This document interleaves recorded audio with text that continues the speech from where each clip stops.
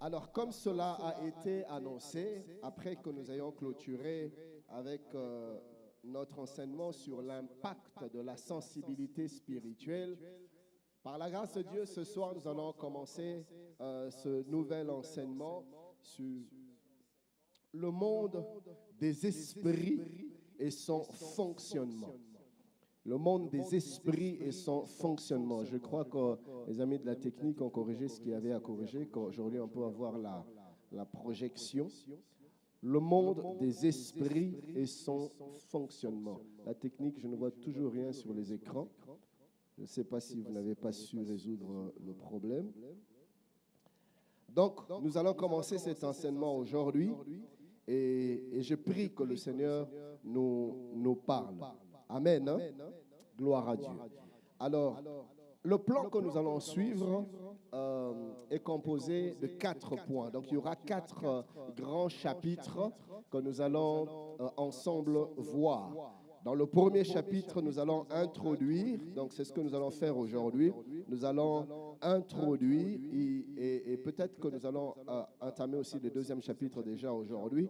Et dans cette introduction, nous allons voir dans une première partie la nécessité ou, si vous voulez, l'importance de faire toute une étude sur ce sujet, donc sur le monde des esprits, sur le fonctionnement du monde des esprits. Est-ce que c'est vraiment nécessaire pour nous aujourd'hui, l'Église? Est-ce que c'est important? Est-ce que c'est même opportun? Donc, nous allons répondre à cette question au niveau de l'introduction, mais toujours au niveau de l'introduction. Deuxièmement, nous allons nous mettre d'accord aussi sur la terminologie, car il est important que dès le départ, que nous puissions nous mettre d'accord sur ce sur quoi va tourner notre enseignement. Alors, ça sera donc le premier chapitre, l'introduction. Et dans notre deuxième chapitre, nous parlerons de 2 mondes coexistants. 2 mondes coexistants. Alors ici, nous allons aborder un peu la coexistence des 2 mondes qui existent, c'est-à-dire le monde visible et le monde invisible. Et je vais toucher à ce niveau quelques implications importantes à ce propos. Alors, dans le 3e chapitre, nous parlerons de l'organisation du monde spirituel. Comment est-ce que le monde spirituel est organisé? Comment est-ce que le monde spirituel est structuré? À ce niveau, nous parlerons des origines des êtres spirituels.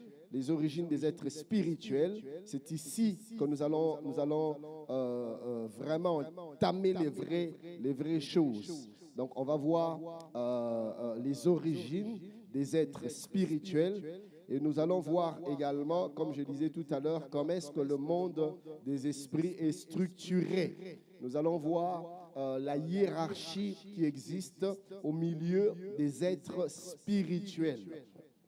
Évidemment, sur base des Saintes Écritures, parce que tout ce qu'on va dire ici, vous allez vous en rendre compte que nous n'irons pas les puiser ailleurs. Il n'y a pas des livres extra-bibliques qui nous parlent de ces choses. Tout ce que je serai en train de dire ici sera démontré et sera soutenu par des passages bibliques, car tout nous a été révélé dans le Saint Livre. Nous n'avons donc pas besoin d'un autre livre extra-biblique pour nous parler des réalités spirituelles. D'ailleurs, je vous exhorte à vous méfier de ces autres ouvrages qui ne sont pas la Bible, mais qui nous parlent des choses que la Bible n'a pas révélées. Aujourd'hui, dans les choses de l'esprit, il y a tellement de choses que nous entendons, tellement d'enseignements que nous entendons, des enseignements qui nous paraissent hauts, des enseignements qui nous paraissent hautement spirituels, qui nous impressionnent, qui nous éblouissent, mais qui n'ont rien à voir avec la doctrine chrétienne, qui n'ont rien à voir avec les vérités bibliques. Donc, tout ce que nous allons dire ici autour du monde des esprits, nous allons les puiser, nous allons les tirer rien que dans les Écritures. Amen.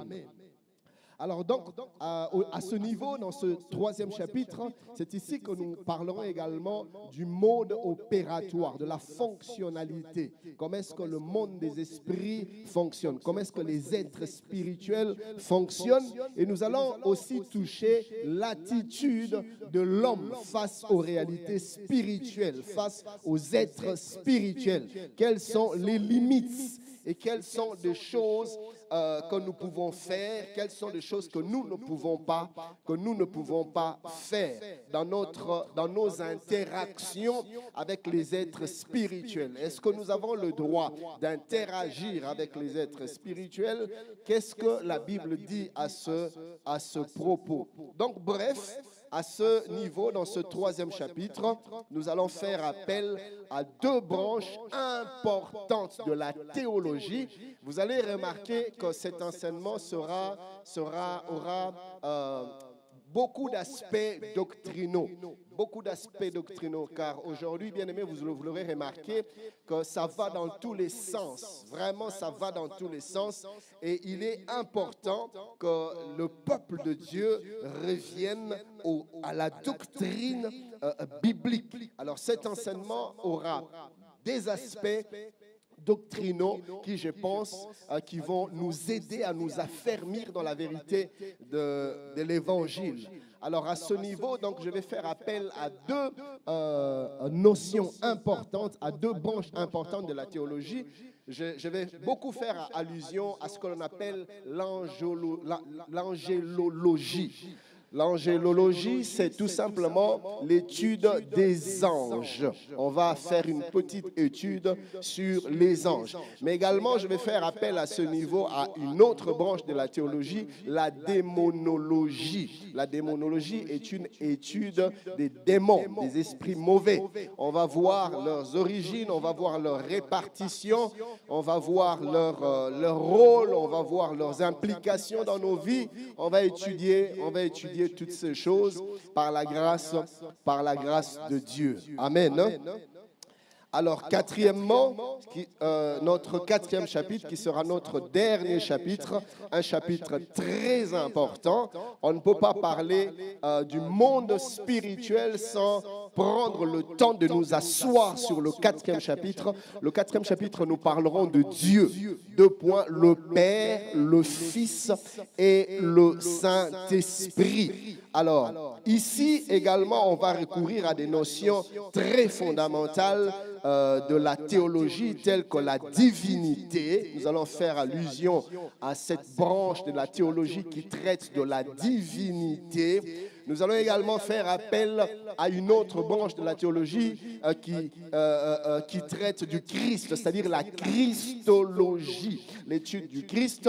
Et aussi, nous allons faire appel à une troisième branche de la théologie, c'est la pneumatologie, pneuma, souffle, esprit. La pneumatologie n'est rien d'autre que l'étude du Saint-Esprit. Évidemment, c'est vraiment des notions théologique, mais c'est fondamental pour nous asseoir dans la doctrine, afin que nous puissions non seulement connaître ce que la Bible dit sur le monde des esprits, mais que nous puissions être capables de nous défendre, c'est-à-dire de défendre notre foi.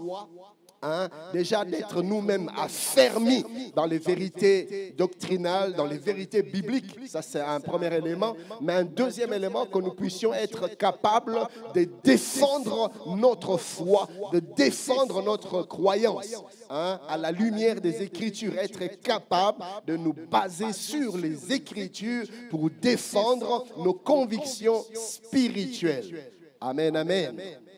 Gloire à Dieu. Alors, vous allez vous rendre compte que cela va nous permettre d'éviter un certain nombre d'erreurs. Alors, je nous appellerai aussi, je parlerai aussi, toujours à ce niveau, des couloirs d'activité de ces, je dirais, différentes personnes de la divinité. Je parlerai des attributs de chaque personne de la divinité. Je parlerai des fonctions de chaque personne de la divinité. Pourquoi c'est important? Parce que souvent, plusieurs fois, plus d'une fois en tout cas, j'ai entendu des enfants de Dieu commettre des erreurs dans la perception de personnes de la divinité. Évidemment, ce n'est pas méchant, c'est tout simplement parce que soit on ne fait pas attention, soit on a besoin de connaître. J'ai entendu par exemple de gens dire Dieu a saigné à la croix. Non, Dieu n'a pas saigné à la croix. Dieu est esprit. Dieu ne peut pas saigner à la croix. Christ qui saigne, Jésus qui saigne à la croix, c'est dans sa dimension d'homme, ce n'est pas dans sa dimension de Dieu. Donc tu ne peux pas dire un Dieu a été cloué ou un Dieu a été pendu. C'est doctrinalement faux, ça n'a pas de sens parce que Dieu ne peut être cloué, Dieu ne peut être pendu. Vous voyez J'entends des fois des gens, il nous arrive des fois dans la prière de faire des confusions comme ça.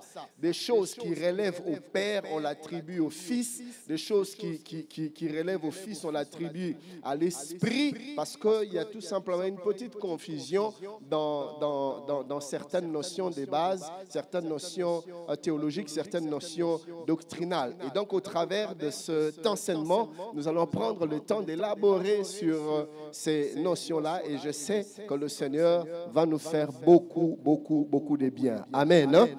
Alors je t'encourage, toi qui as commencé cet enseignement, que tu puisses l'achever. Amen.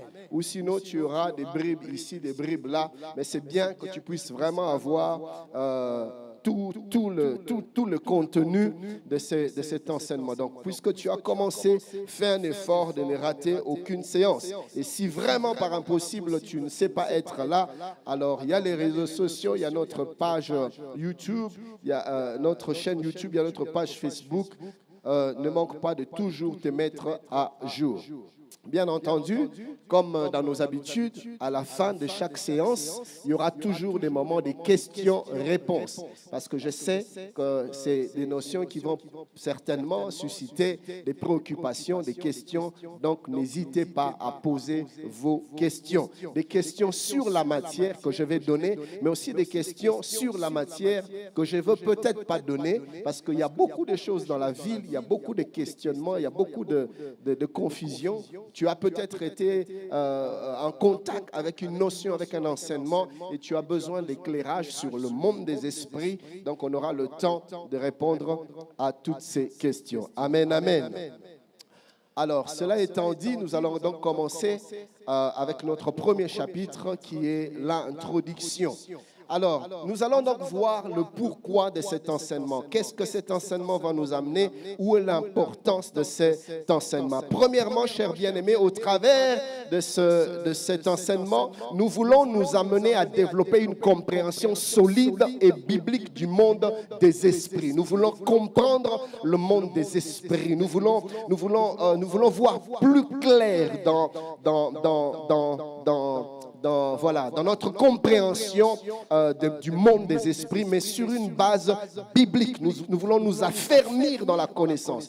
Nous allons donc ensemble examiner les Saintes Écritures afin de saisir une meilleure manière de comprendre, de compréhension, si vous voulez, sur l'existence, sur la nature et sur le rôle des êtres spirituels tels que cela sont décrits dans les Écritures. Donc, cet enseignement nous permettra de comprendre la nature des êtres spirituels, le rôle des êtres spirituels, tel que c'est écrit dans les Saintes Écritures. Cet enseignement nous aidera donc d'avoir une juste connaissance du monde des esprits selon la parole de Dieu. Deuxièmement, pourquoi cet enseignement?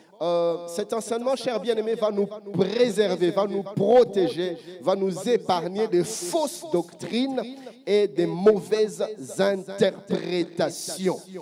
Des fausses doctrines et de mauvaises interprétations. Il y en a tellement aujourd'hui, tellement de choses qui se disent sur les anges, sur le rôle des anges, sur nos rapports avec les anges, tellement de choses qui se disent sur les démons, sur les esprits impurs, tellement de choses qui se disent sur les envoûtements, sur les possessions démoniaques. Nous allons prendre le temps de creuser afin d'avoir une meilleure connaissance et nous prémunir contre contre les faux enseignements, contre les fausses doctrines, contre l'esprit de l'erreur et contre les mauvaises interprétations de la parole. Nous sommes dans 1 Timothée, chapitre 4, le verset 1er. La Bible dit, mais l'Esprit dit expressement que dans les derniers temps, quelques-uns abandonneront la foi pour s'attacher à des esprits séducteurs et à des doctrines de démons. La Bible dit que ça viendra et nous sommes déjà en train de vivre cela. Il y a un courant qui souffle dans cette génération, malheureusement, qui déjà emporte plusieurs, particulièrement les jeunes assoiffés du spectaculaire, les jeunes assoiffés du sensationnel, les jeunes assoiffés de tout ce qui semble compliqué, de tout ce qui semble mystique et mystérieux, sont facilement emportés par toutes sortes d'enseignements qui circulent dans la ville et dans le pays et même ailleurs. L'apôtre nous avait déjà prévenu et l'Esprit a expressement dit qu'en ce temps-ci, plusieurs seront déroutés de la foi. Bien-aimé, malheureusement, quand l'esprit de l'erreur t'est saisi, tu seras la dernière personne à te rendre compte que tu es dans l'erreur. Tu seras en train de croire en des choses inimaginables. J'ai évolué avec une sœur qui était une amie. Il y a plusieurs années en arrière, vers les années 90. On était ensemble à la cellule, on servait le Seigneur, on priait, on cherchait ensemble Dieu. Et puis il se passe que plusieurs années plus tard, elle est partie. Elle est partie en Belgique. Maintenant, elle vit en Belgique. Et à un moment donné, je me suis dit, mais j'avais une amie, où est-ce qu'elle est? Qu'est-ce qu'elle est devenue? Quand je cherche un peu ses coordonnées, gloire à Dieu, j'ai pu avoir ses contacts, j'entre en contact avec elle, et c'est là que je me rends compte qu'elle était déjà sortie de la foi, et elle s'est mise à croire à des doctrines bizarres, à des divinités bizarres, vraiment des choses étranges. Je me suis dit, mais comment est-ce qu'on peut en arriver là? Donc pour elle, le Dieu de la Bible n'est pas Dieu. Il commence à prier un Dieu, un Grégor ou Grégorien ou je ne sais plus quoi, les noms bizarres qu'elle m'a donnés. Et vraiment des enseignements où même quand tu n'es pas fermé dans la parole, tu sais voir que ça c'est l'esprit de l'erreur. Et malheureusement, quand l'esprit de l'erreur te séduit, tu es tellement emporté que tu deviens totalement inconscient de la profondeur du trou de l'erreur dans lequel tu te retrouves. Donc, la Bible dit que plusieurs, malheureusement, abandonneront la foi. Pourquoi? Pour s'attacher à des esprits de séduction, à des esprits séducteurs et à des doctrines de démons. Donc, cet enseignement va nous préserver des esprits séducteurs. Cet enseignement va nous protéger contre les doctrines des démons. L'apôtre Pierre va dans le même sens. Dans 2 Pierre 2, 1 à 3, la Bible dit, il y a eu parmi le peuple de faux prophètes.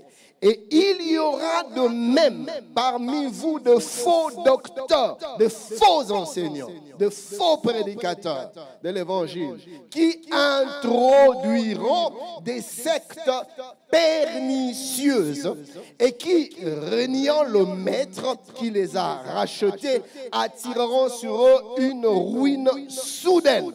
La Bible dit, malheureusement, plusieurs les suivront dans leur dissolution et la voie de la vérité sera calomniée à cause d'eux. Aujourd'hui, les serviteurs de Dieu ne sont plus pris au sérieux. Aujourd'hui, les églises ne sont plus pris au sérieux à cause de ces prédicateurs de l'erreur. La Bible dit à cause de la voie de la vérité aujourd'hui est calomniée plutôt. Au verset 2e, la Bible dit par cupidité, ils trafiqueront de vous au moyen des paroles trompeuses. Des paroles trompeuses.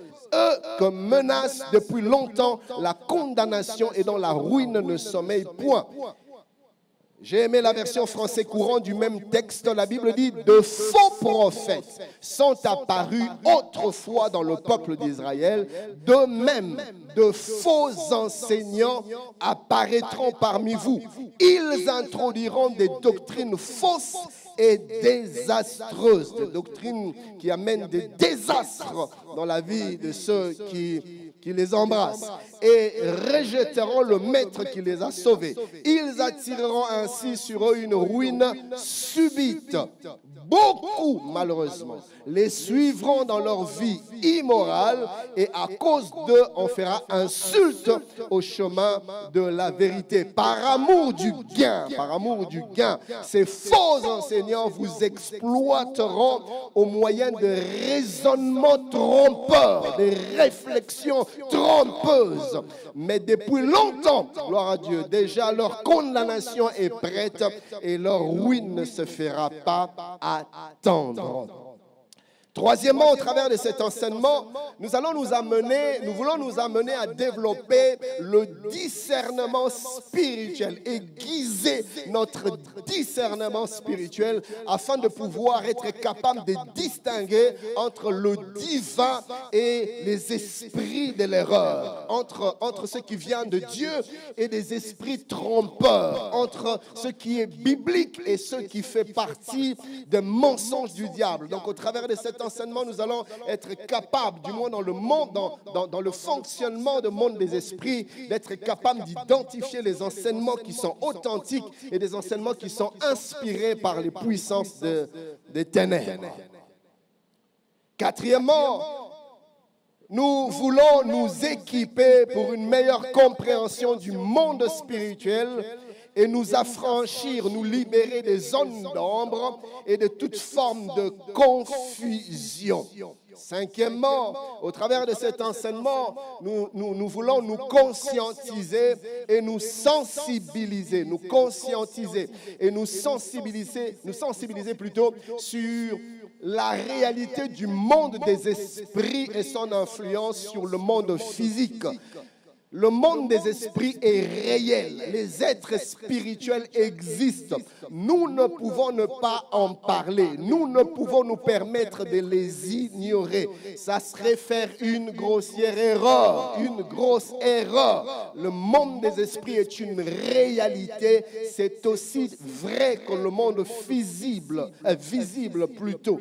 Donc, il est important que nous puissions en être conscients. Il est important que nous soyons sensibilisés à ce propos et aussi être conscients et au courant et sensibilisés des influences des êtres spirituels, des influences du monde spirituel sur le monde physique.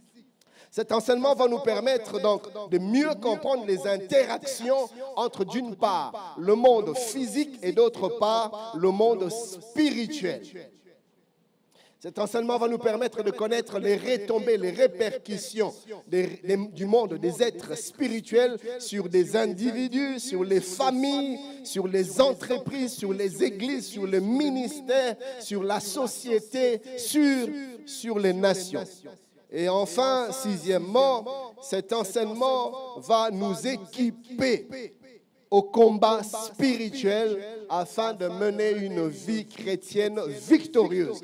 Bien-aimé, le combat spirituel, ce n'est pas simplement le moment où tu te lèves en prière, tu claques les mains et tu chasses les démons. C'est vrai qu'on est dans une forme de combat spirituel, mais il n'y a pas que ça. Le combat spirituel, c'est à tout moment, c'est à chaque instant. Parce que tu n'as aucune idée de ce qui est en train de se passer dans le monde spirituel au moment où on est présent ici. Les véritables enjeux sur ta vie dans le monde spirituel, tu n'en as aucune idée. Tu n'as aucune idée des esprits impurs qu'on a dépêchés pour te détruire, pour détruire tes enfants, pour détruire ton foyer.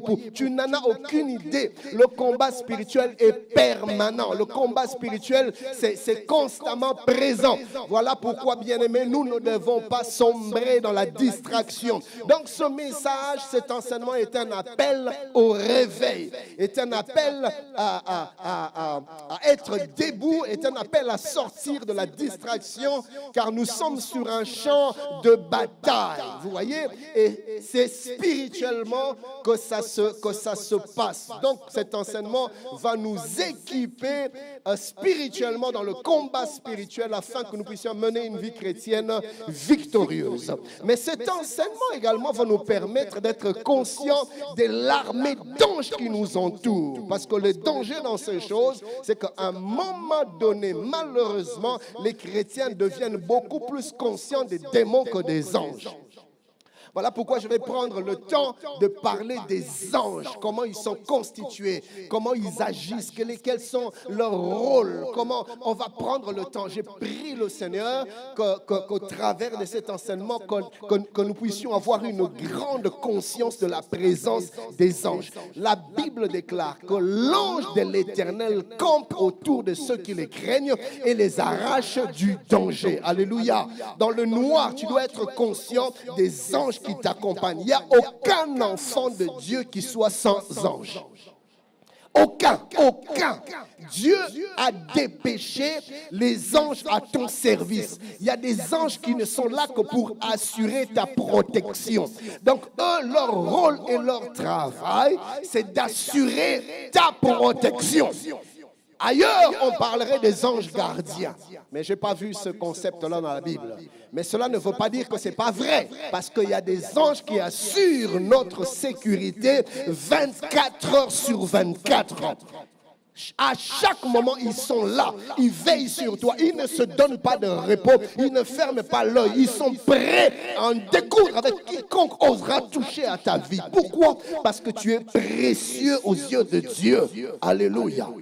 Ils sont là, prêts à éteindre les traits enflammés du malin, prêts à arrêter les flèches qu'on jetterait contre toi, les sorts. Ils sont constamment là. Et la bonne nouvelle, c'est que les anges qui nous protègent sont plus forts et plus puissants que les démons qui nous attaquent. Alléluia. Donc il est important que tu développes une plus grande conscience de la présence des anges qui te protègent que de la présence des démons qui t'attaquent. Jésus a dit, la Bible dit, celui qui est en nous est plus grand que celui qui est dans le monde. Je lève ma main, je déclare que les malins ne t'atteindront pas au nom de Jésus.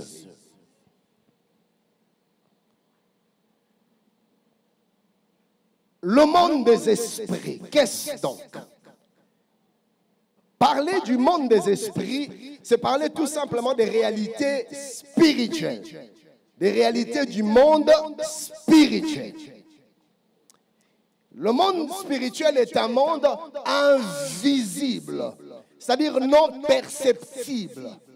On ne peut pas saisir, on ne peut pas voir le monde spirituel par nos sens, nos 5 sens. Tes yeux ne peuvent voir le monde spirituel, tes oreilles ne peuvent entendre le monde spirituel, ton toucher ne peut toucher le monde spirituel. Pardonnez-moi, donc tu ne peux sentir l'odeur du monde spirituel. Donc, sur le plan sensoriel, on ne peut percevoir, on ne peut saisir le monde spirituel, le monde des esprits. Les êtres spirituels ne peuvent être visibles, ne peuvent être palpables, tangibles par les sens. Il s'agit d'un monde invisible, d'un monde immatériel, mais pourtant bien réel. C'est aussi réel, aussi vrai que le monde physique. Donc, le monde des esprits peut se définir comme un univers spirituel, invisible, qui coexiste avec le monde physique. Je vais demander à l'ami qui est au niveau de la régie d'être très attentif et de suivre ce qui se passe sur l'écran et de ne pas être dans la distraction. C'est un esprit de l'erreur. Donc, le monde des esprits peut se définir comme un univers spirituel, invisible, qui coexiste avec le monde physique. Je vais y revenir tout à l'heure. Donc, on est en train de parler du fonctionnement du monde des esprits. Et par fonctionnement, nous voulons parler du rôle des esprits, des êtres spirituels, de leur, comme je dis tout à l'heure, de leur mode opératoire. Nous voulons parler des interactions ou des rapports déjà entre eux, entre les esprits, entre les êtres spirituels, mais aussi entre les êtres spirituels et les êtres physiques. Par fonctionnement, nous allons parler du combat, des batailles invisibles, des batailles spirituelles et comment les enfants de Dieu peuvent réagir face à ces réalités du monde spirituel. Donc, parler de fonctionnement, ici, nous voulons faire référence à la manière dont les esprits agissent, interagissent et exercent leur influence sur le monde. Bref, nous allons faire une étude des principes et des dynamiques qui régissent le monde des esprits. Nous allons faire une étude des principes et des dynamiques qui régissent le monde des esprits. Mais avant que je n'aille plus loin et que l'on entre vraiment dans le vif du sujet, il serait important que nous puissions comprendre au préalable les différences ou la différence entre les deux mondes qui existent. Donc, les différences entre d'une part le monde spirituel et d'autre part le monde matériel. Et nous vivons dans les deux mondes, comme je le dirai un peu plus loin. C'est ici que nous commençons notre deuxième chapitre où nous allons parler de deux mondes coexistants. Les deux mondes qui coexistent, qui sont présents au même moment. Alors, les Saintes Écritures nous enseignent que l'univers est composé de deux mondes ou de deux dimensions. La Bible nous révèle que l'univers est constitué de deux dimensions. Il y a la dimension physique, la dimension matérielle, mais il y a aussi la dimension invisible, immatérielle, la dimension spirituelle. Ces deux dimensions composent les deux domaines, les deux mondes.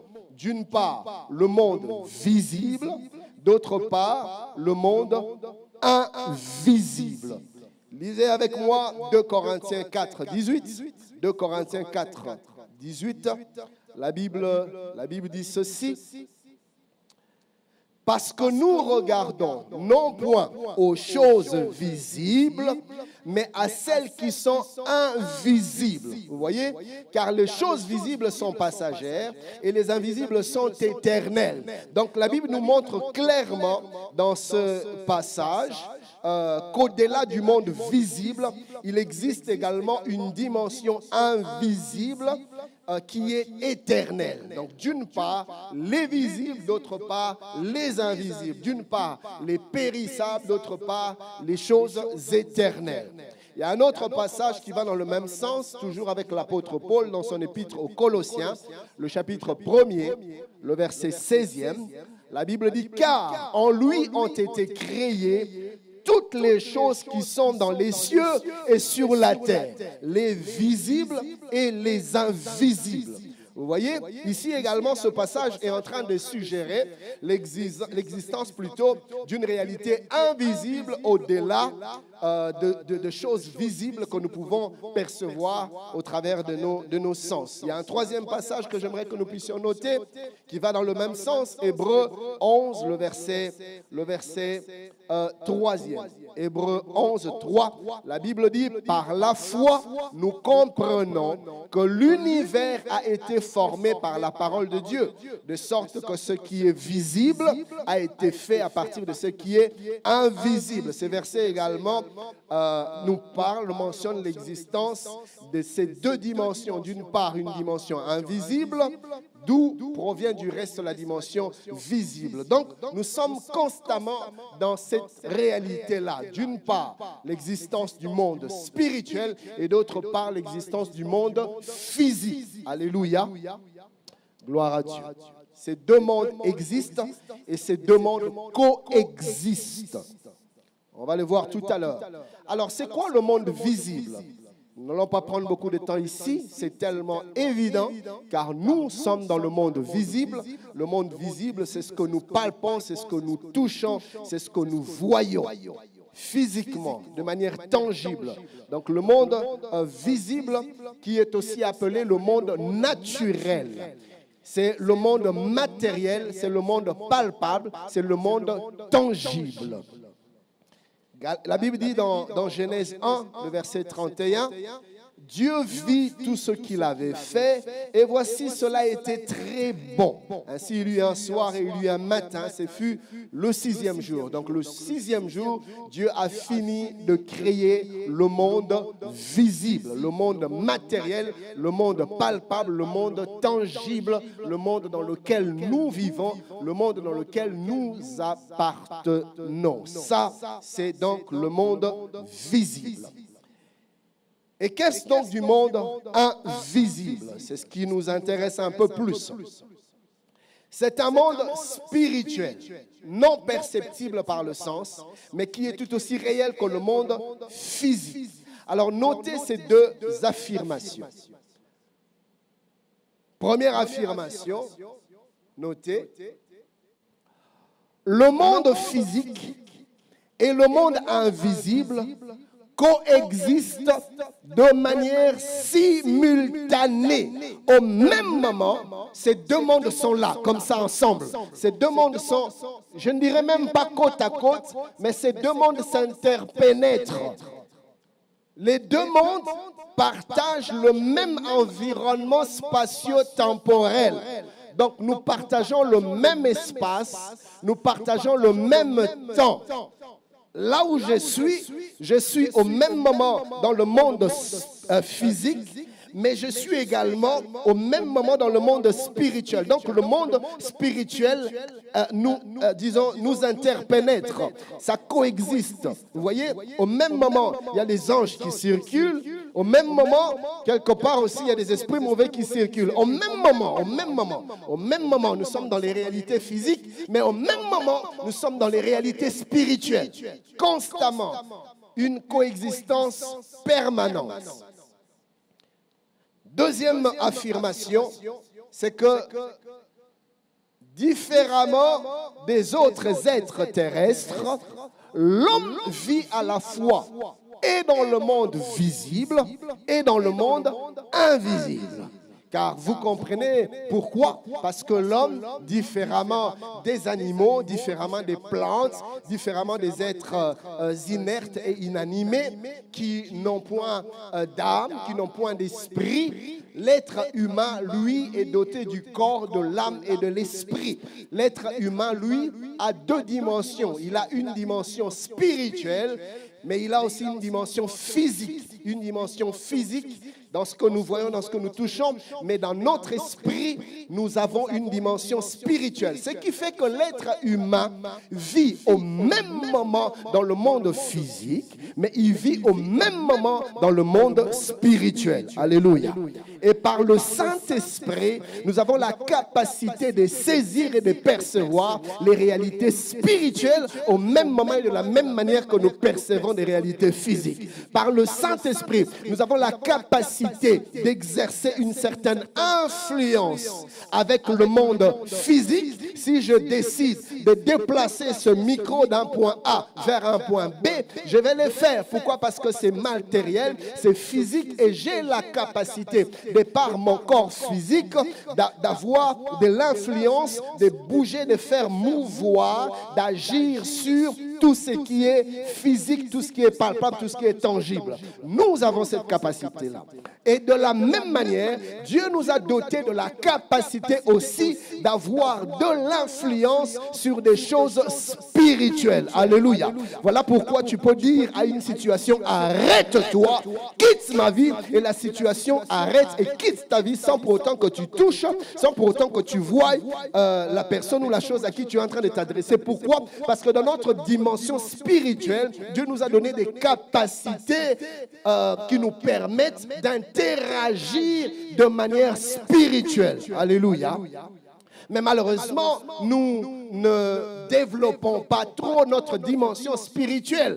Notre dimension spirituelle n'est rien d'autre que la dimension de la vie que nous avons reçue de Dieu par le Saint-Esprit. Alléluia. Celui qui n'a pas Christ n'a pas la vie, il est mort. Il est spirituellement mort, il est spirituellement semblable à un animal.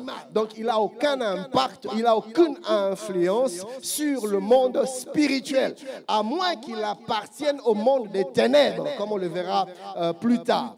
Donc, on commence à avoir de l'influence dans le monde spirituel que dans la mesure où on est vivant spirituellement. Et il n'y a qu'en Christ Jésus où nous recevons la vie en esprit. Et en ce moment-là, nous pouvons donner des ordres aux êtres spirituels et ils s'exécutent parce que nous avons reçu cette capacité. La Bible déclare, Jésus parlant aux apôtres disciples leur dit, je vous ai donné le pouvoir sur les démons, sur toute la puissance de l'ennemi et rien ne pourra vous nuire, vous voyez. Donc on a reçu cette capacité d'exercer une influence, de faire bouger les choses spirituelles. Et je prie, chers bien-aimés, que nous puissions en être conscients et que nous puissions désormais agir sur les choses spirituelles et que nous puissions arrêter de subir le monde des esprits. Celui qui est en nous est bien plus puissant que les êtres spirituels qui nous veulent du mal et il nous a dotés de la capacité d'exercer l'autorité sur le monde spirituel. Et nous devons le faire, frère. Alléluia. Arrête de voir tout avec tes yeux physiques, avec ton entendement logique. Il y a des choses qui ne sont plus logiques. Il y a des choses qui subissent les influences du monde des esprits. Et tu ne peux arrêter cette influence-là que quand tu actives toi aussi la dimension spirituelle et tu agisses par la puissance du Saint-Esprit pour arrêter toute influence négative qui vient des êtres spirituels. Amen. Donc l'homme a cette capacité-là parce qu'il vit au même moment dans le monde physique et il vit aussi au même moment dans le monde spirituel, au même moment dans le monde visible, mais au même moment dans le monde invisible. Voilà pourquoi tu peux être ici, mais tu prends des décrets, des choses qui s'exécutent à des kilomètres ailleurs. Alléluia. Il y a ton enfant qui est malade à l'internat là-bas au Bas-Congo, mais de ta chambre, tu te lèves et tu te mets à arrêter la puissance de la maladie. Et là-bas, l'enfant est guéri. Nous avons cette capacité-là. Alléluia. Sans pour autant le voir par la foi, je peux dire maintenant, j'entre dans la chambre de mon fils. Je me lève contre toute puissance qui veut nuire à sa vie, qui veut nuire à ses études. Je les arrête maintenant dans le nom de Jésus. Et c'est que les choses se passent exactement telles que tu les déclares. Alléluia. Bien-aimés, nous devons croire en cela parce que Dieu a dit qu'il nous a dotés de cette capacité et ce que Dieu dit est vrai. Arrête de douter de l'autorité que tu as reçue de Christ. Alléluia. Tes enfants subissent, ton conjoint subit, tes affaires subissent, ton entreprise subit des assauts du malin, alors que tu as la capacité d'exercer une certaine influence dans le spirituel et arrêter certaines choses, faire venir certaines. Jésus a dit, ce que tu refuseras ici-bas, c'est-à-dire dans le physique, sera refusé aussi dans le spirituel. Donc moi, dans le physique, étant conscient de la capacité d'exercer de l'influence dans le spirituel, Jésus dit, ce que tu vas décréter ici, dans le visible, dans l'invisible aussi, cela va s'accomplir. Alléluia. Regarde ton voisin, dis-lui, voisin, je ne suis pas n'importe qui. Maintenant, dis-toi à toi-même, toi aussi, tu dois être conscient de ça. Alléluia. Parce que plus tu es conscient, plus tu gagnes en assurance, plus tu gagnes en confiance sur toi-même, sur les capacités que Dieu t'a données, sur la puissance que Dieu t'a donnée. Mais sur ose ça, les langotes, ça ne va pas grandir non plus. Toi, tu sais, tu chasses même pas des démons. Tu as peur des démons. Dès que la défense commence,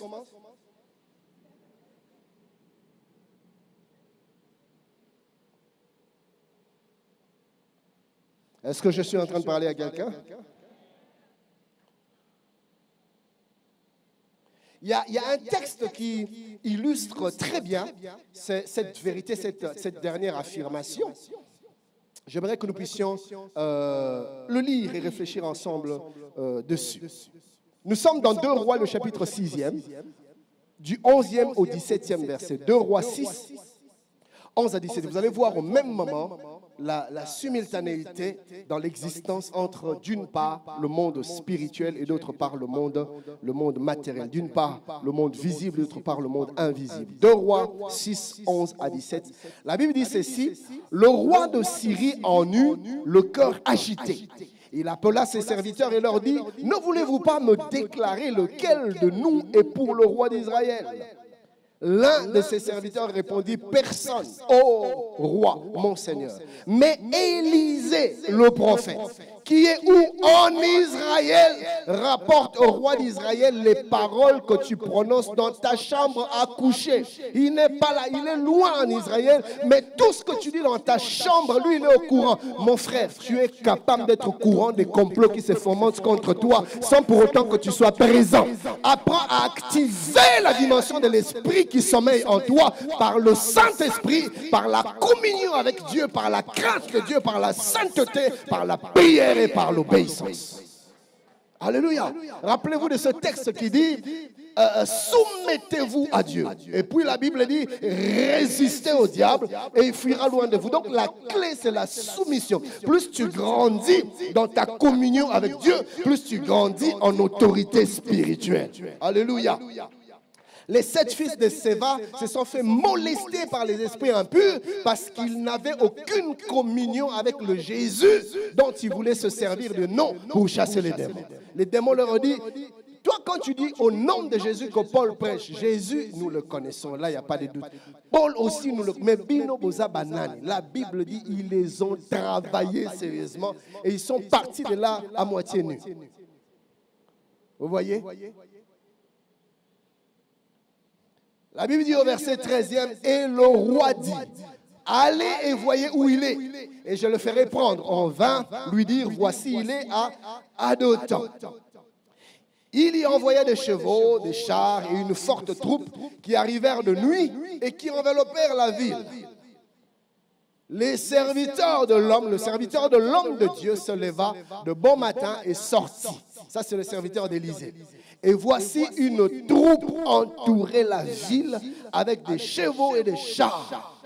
Et le serviteur dit à l'homme de Dieu, « Ah, mon Seigneur, comment ferons-nous » Il a regardé les visibles et c'était tout plein de militaires ennemis, des chars et des chevaux qui les entouraient. Et pris de peur, il se met à paniquer. Très souvent, nous tombons dans des angoisses, dans des peurs, dans de panique, parce que nous ne voyons que dans une seule direction, nous ne voyons que les physiques.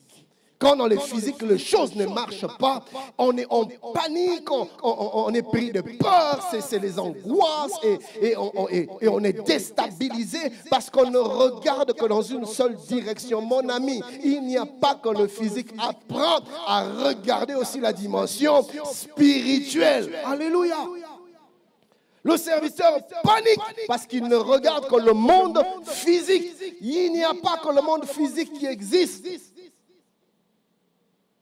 Il répondit, ne crains point, ça c'est Élisée qui lui répond, ne crains point, écoutez la réponse, car ceux qui sont avec nous sont en plus grand nombre que ceux qui sont avec eux. Pourquoi? Parce que Élisée est monté dans le monde spirituel et il a vu l'invisible que son serviteur était incapable de voir. Et dans l'invisible, il a vu des milliers d'anges qui assuraient leur garde et leur protection et leur sécurité. Et il rassure son serviteur, frère, si tu apprends à voir dans les spirituels, tu seras non seulement celui qui ne vivra pas dans la peur et dans la crainte, mais tu seras celui qui va fortifier les autres, tu seras celui qui rassure les autres. Alléluia.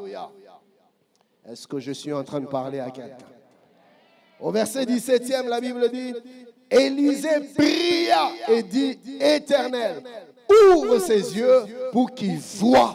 Et l'Éternel ouvrit les yeux du serviteur qui vit la montagne pleine de chevaux et de chars de feu autour d'Élisée. Mon frère, si tes yeux pouvaient s'ouvrir maintenant, que tu vois la garde qui assure ta sécurité, chef il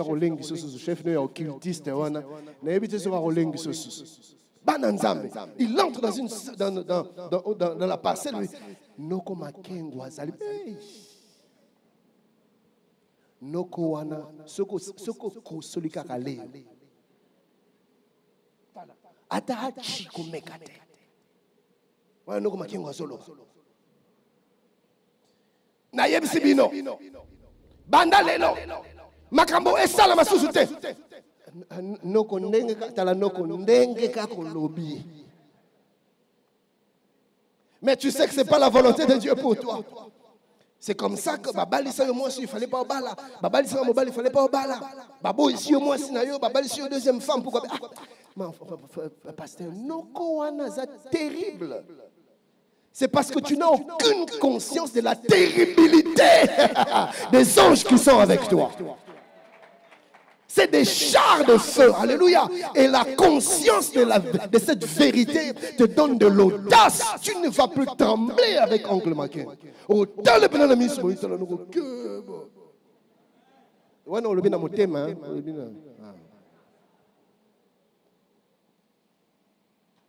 Alors, ce texte nous révèle 3 catégories de personnes qui caractérisent la condition spirituelle, malheureusement, de plusieurs enfants de Dieu. Première catégorie, c'est ceux qui appartiennent à la race d'Élisée.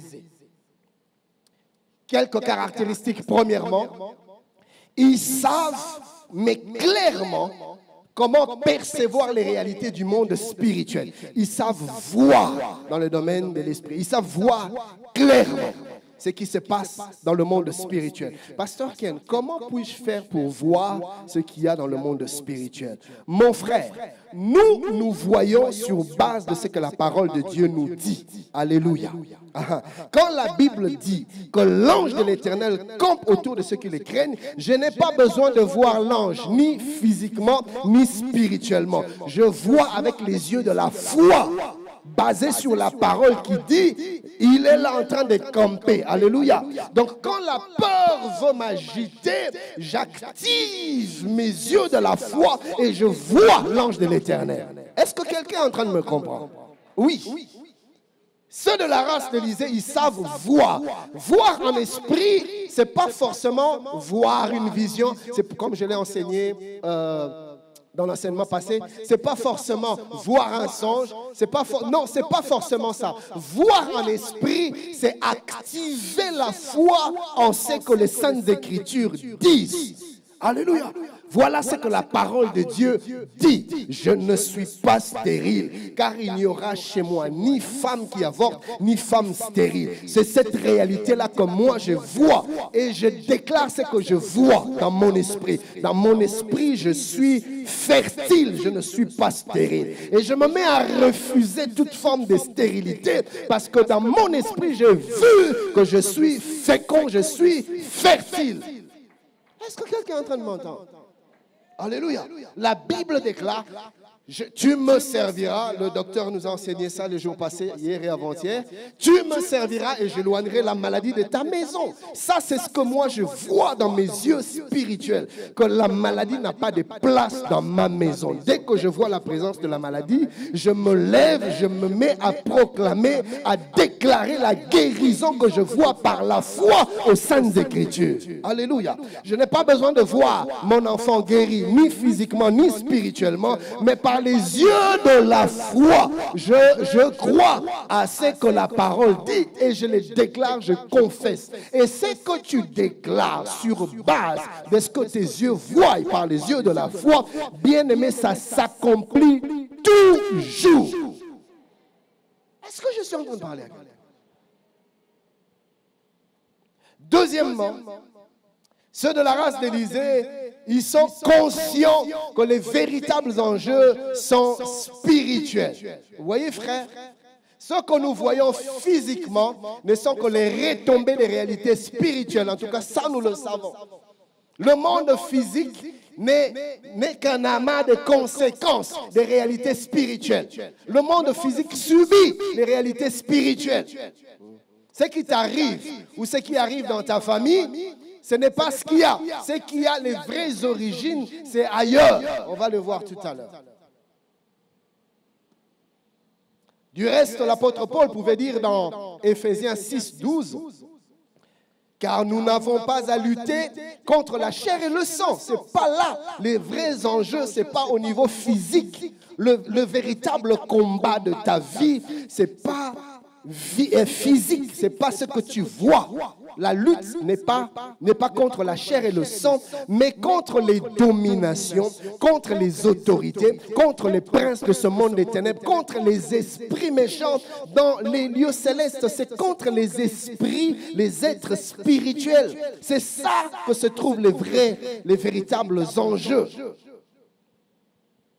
Troisièmement, ceux de la race d'Élisée, ils savent identifier les vraies causes et adresser les vrais problèmes. Un mari infidèle n'est peut-être qu'une victime, une pauvre victime d'un envoûtement ou d'un enchantement ou d'un ensorcellement. Tu ne comprends pas. Tu peux tout faire avec ton mari, mais il demeure infidèle. Rien ne va, il demeure infidèle. Et quand vous parlez avec le monsieur, pasteur Anthony, le monsieur va vous dire, naïbité, pasteur que naïbité. Kitoko mosi nangaza kitoko. Kolamba bien alamba mayele azamaye propre aza propre. Organisation naïbité. Pasteur ngona na ba petite fille moko ya salité. Mais naïbité pasteur. Vous voyez? Alors là, maman, tu dois comprendre que les véritables enjeux, ce n'est ni au niveau de la beauté, ni au niveau de l'intelligence, ce n'est pas physique. Les véritables enjeux en ce moment-là, c'est dans le monde spirituel. Alors apprends à shifter et à identifier les véritables champs de bataille. Tika ko swani sa mobali na yo, ozo benga na ye lisusu. Tu as déjà compris que ça, ce n'est pas normal. Il est sous envoûtement. Mais mais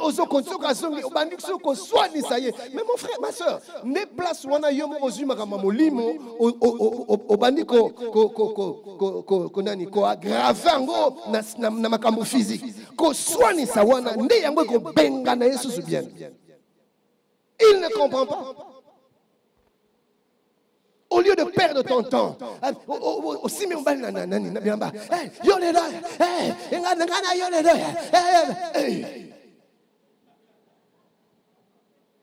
et puis mon bali peut candidat à musique atale. Pas abandonner maman le bambata. Oui, on est là sur le bureau mais monsieur c'est vimbi, you pense que na betinga lisoso. Ako beto tendenge ni milimo mabeza. Comprends que le champ de bataille, c'est dans le monde spirituel. Alléluia. En ce moment-là, ton mari rentre à 3 heures du matin. Oh chérie, tu m'as manqué, bébé. Tu étais où? Il va te dire, j'étais au travail. Mais c'est un mensonge, crois seulement. Ou bien il va te dire, en tout cas, 4 fois. Nabambi bouye toboki, nabambi bouye toboki, nabambi bouye toboki. Mon talib la manie propre. Pourquoi ça simbela qui n'a ni clé de roue aux monate? Mendima kaka.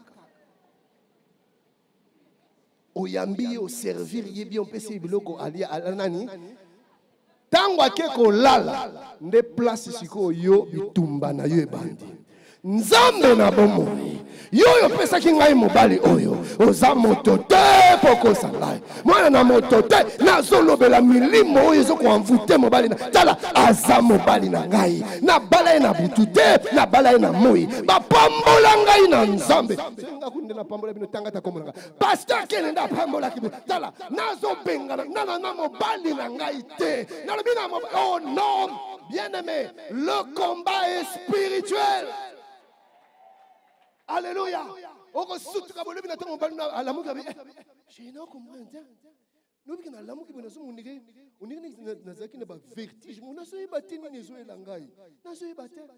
Et là, tu comprends que tu venais de renverser des forteresses. Est-ce que je suis en train de parler à quelqu'un? Ce que tu vois dans le visible ne sont que des conséquences des réalités invisibles. ton enfant, naturellement intelligent, mozo comprendre, il peut bien étudier à la maison. Vous travaillez ensemble, l'enfant comprend. Tu donnes des exercices, l'enfant travaille avec brio. Mais à l'examen ou à l'interro, l'enfant échoue. Et quand tu ramènes le papier, tu dis, mais mon fils, ça c'est ce qu'on a travaillé. Oui, maman. Et tu lui redonnes, il travaille, il te donne de bonnes réponses. Mais une fois à l'école, tout part. Mon frère, kobeta mwana te. Là, tu comprends qu'ici, les enjeux sont spirituels. Alléluia. Et tu actives la dimension spirituelle. Tu entres dans le monde des esprits et tu parles à tous ces esprits qui perturbent l'intelligence de tes enfants. Cet enfant est sous mon alliance. Cet enfant, c'est ma chair et c'est mon sang. Mon enfant sera la tête et non la queue. Il est écrit, tes enfants serviront l'Éternel. À dater de maintenant. Et tu te mets à décréter. Frère, ce que tu dis va s'accomplir. Vous connaissez l'apôtre Narcisse Magila? Vous le connaissez, n'est-ce pas? Son père, Papa Magila, c'est un pasteur. L'apôtre Narcisse, quand il était petit enfant, un enfant brillant à l'école, et puis à un moment donné, pasteur Héros, a commis sous Kanaba. Même des petits opportunités, 2+2, à Zoébati, en bouillement. Quand le papa Magila, Jonas Magila a vu ça. Ça là, ce n'est pas normal. Il a pris son enfant, son fils, petit qu'il était. Il a mis sa main sur sa tête. Il s'est mis à prier, à déclarer, à refuser. Il a activé la dimension de l'esprit. Bizarrement, l'intelligence de l'enfant est revenue. Jusqu'aujourd'hui, l'apôtre Narcisse est capable de te reproduire. Il a fait sa prédication il y a 5 ans passés. Premier point, deuxième point, verset.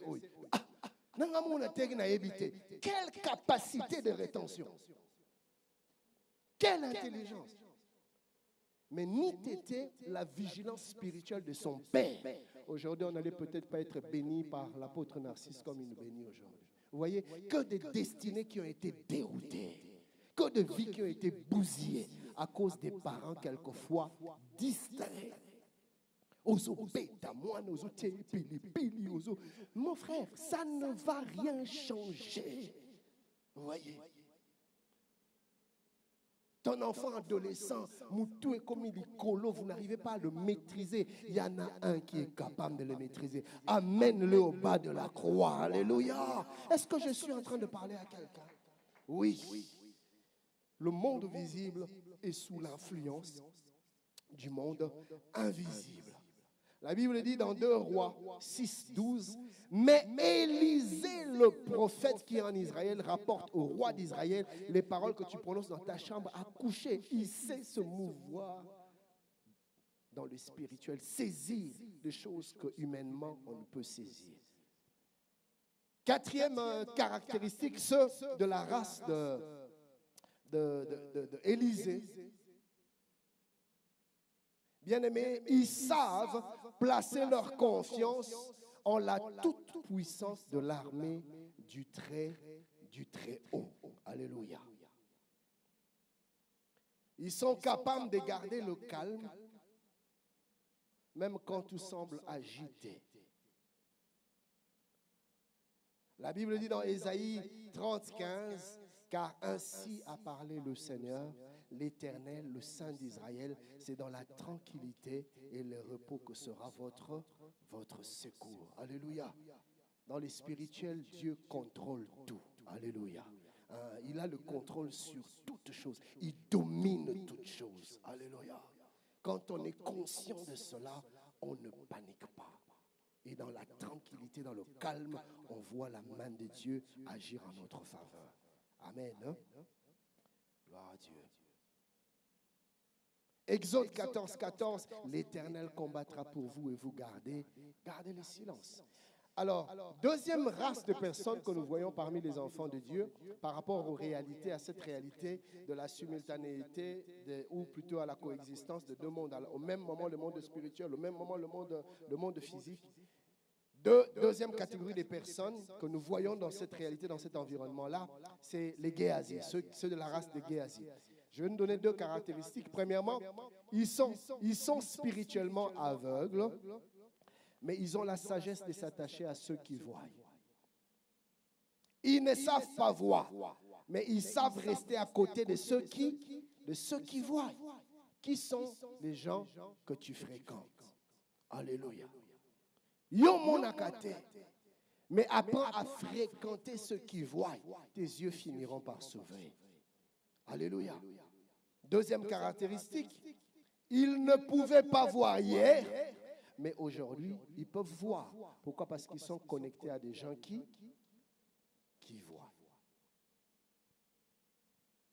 Troisième caractéristique, c'est ceux de la race des habitants de Dothan. Malheureusement, plusieurs personnes sont à l'image des habitants de Dothan. Ils ressemblent aux habitants de Dothan. Première caractéristique des habitants de Dothan, ils s'endorment dans toutes sortes de distractions pendant que l'ennemi opère calmement. Dans ce texte que nous venons de lire, la Bible nous dit que les ennemis ils avaient déjà pris le contrôle de la ville pendant la nuit. Ils avaient déjà encerclé la ville. Mais les habitants de Dothan étaient en train de dormir. Que de familles aujourd'hui envahies par des forces des ténèbres. Mais les enfants de Dieu en train de s'endormir. Les enfants de Dieu dans la distraction. Et les fiançailles qui n'aboutissent jamais. Des célibats qui s'éternisent. Vraiment des véritables lois établies dans la famille. Mais des enfants de Dieu présents, endormis. Aux années de distraction. Tu es incapable de discerner que ça, ce n'est pas normal. Toutes tes sœurs qui étaient mariées, mais tu ne discernes pas qu'il faut que tu te lèves. Des maladies bizarres qui viennent et qui reviennent. Tu le vois dans ta famille. Mais tu ne comprends pas que ça, c'est des lois que le malin a déjà établies dans ma famille. À chaque fois que tu trouves un travail, il faut toujours que quelque chose se passe, que le contrat soit rompu. Mais tu ne comprends pas que ça, ce n'est plus normal. C'est des choses qui se passent dans la dimension spirituelle, dans la dimension invisible. Mais tu subis et tu justifies. Les habitants de Dothan ont dormi alors que l'ennemi avait déjà pris le contrôle. Deuxième caractéristique, ils ignorent que les vrais enjeux du combat sont spirituels. Tu veux tout expliquer par la logique.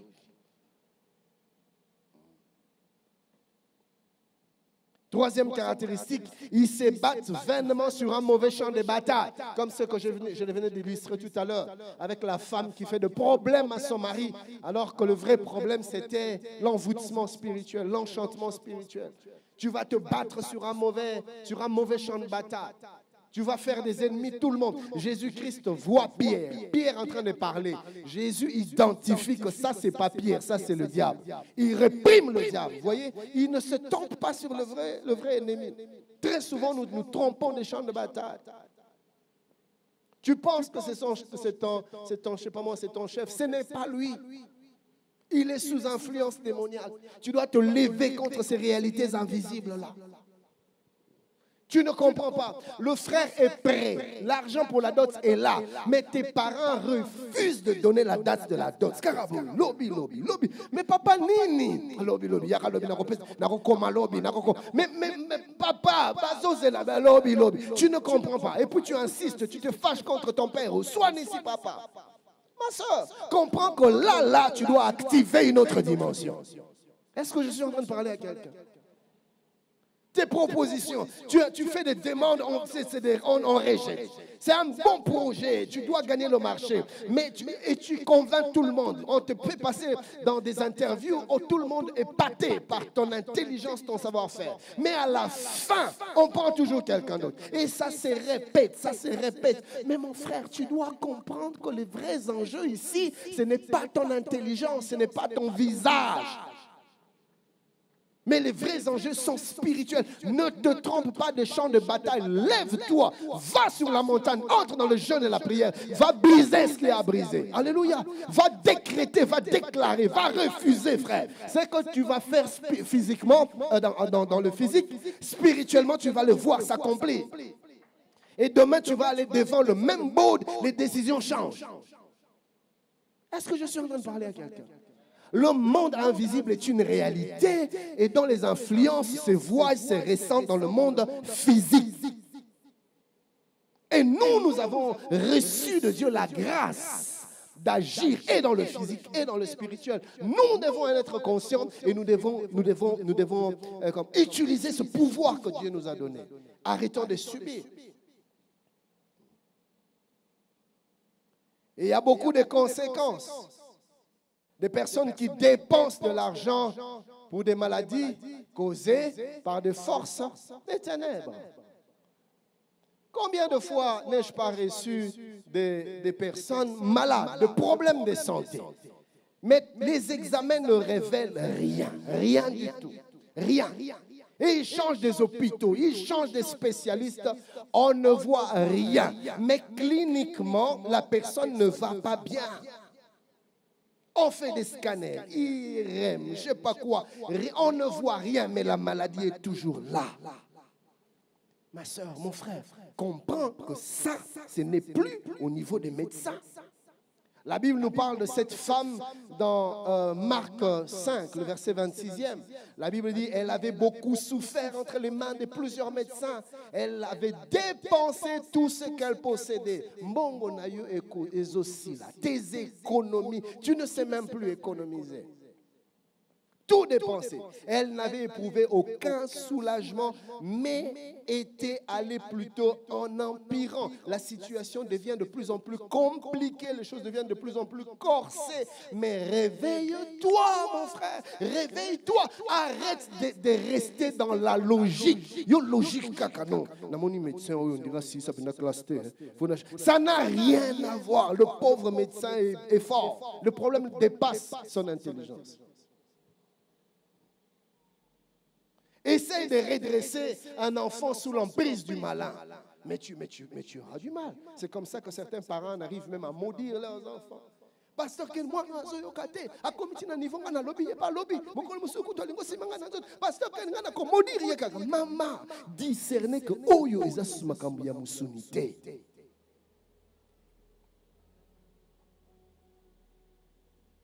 Il y a des gens qui ont du mal à sortir d'un péché parce qu'ils sont sous emprise, sous le contrôle des êtres spirituels. Tu es dans la masturbation. Yo tata munene bo uzana mwasi yo bal mais butu.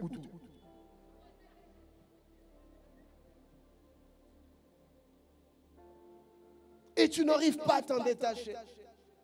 Mon frère, tu dois comprendre que ça, c'est dans la dimension spirituelle que ça se passe. Tu te répands, tu tombes, tu te répands, tu tombes, tu te répands, tu tombes, tu te répands, tu tombes. Est-ce que je suis en train de parler à quelqu'un?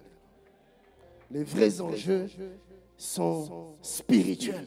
Et nous devons apprendre à nous battre sur le bon champ de bataille. Amen. Nous, les chrétiens, disons les êtres humains, nous vivons au même moment et dans le monde physique et dans le monde spirituel, et dans le monde visible et dans le monde invisible. Donc nous devons être conscients que beaucoup de choses qui se passent dans les visibles tirent leur source, leurs origines dans les spirituels. Puisque nous avons aussi un pas dans les choses invisibles, nous devons agir là pour voir des répercussions dans les choses visibles. Est-ce que je suis en train de parler à quelqu'un? Gloire à Dieu. La prochaine fois, nous allons commencer le mercredi prochain, vraiment le nœud. Aujourd'hui, j'ai introduit le nœud de notre enseignement.